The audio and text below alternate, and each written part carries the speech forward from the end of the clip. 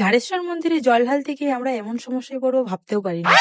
তো হে এভরিওয়ান, আমি সোমা। আজকে আমরা যাব জল ঢালতে সবাই মিলে। তাই তাড়াতাড়ি সবাই মিলে খাওয়া দাওয়া কমপ্লিট করে সবাই মিলে বেরিয়ে গেছিলাম জল আনার জন্য। আমরা যেখানে জল আনতে যাবো সেখানে দূরত্বটা অনেকটাই ছিল, তাই আমরা সেখানে পৌঁছাতে পৌঁছাতে সন্ধে হয়ে যায় প্রায়। তাই আর বেশি দেরি না করে জলটা তুলে, আর এটা হচ্ছে আমাদের বাঘ যেটাতে আমরা জল নিয়ে যাবো। অনেকটা অন্ধকার হয়ে গেছিল, তাই পুরোপুরি ভাবে দেখা যাচ্ছে না। যেহেতু আমরা অনেকটাই লেট করে ফেলেছি, তাই ঘাটে তাড়াতাড়ি পুজোটা সেরে চলে যায় আমাদের পাড়া থেকে কিন্তু প্রচুর পরিমাণে দল বেঁধে জল ঢালতে যাই সবাই মিলে। তো আমরা সবাই মিলে এখন হাঁটা শুরু করে দিয়েছি। তো হাঁটতে হাঁটতে আমরা এখন পৌঁছে গেছি গবরুস্থপেজে, আর এখন আমরা এখানে সবাই রেস্ট নেবো। আমরা এখানে পৌঁছে প্রায় 12টার মতো, তখনও প্রচুর পরিমাণে ভিড় ছিল। আর এপাশে বাইরের দিকে সবাই দেখো কত সুন্দর মূর্তি সাজিয়ে এনেছে।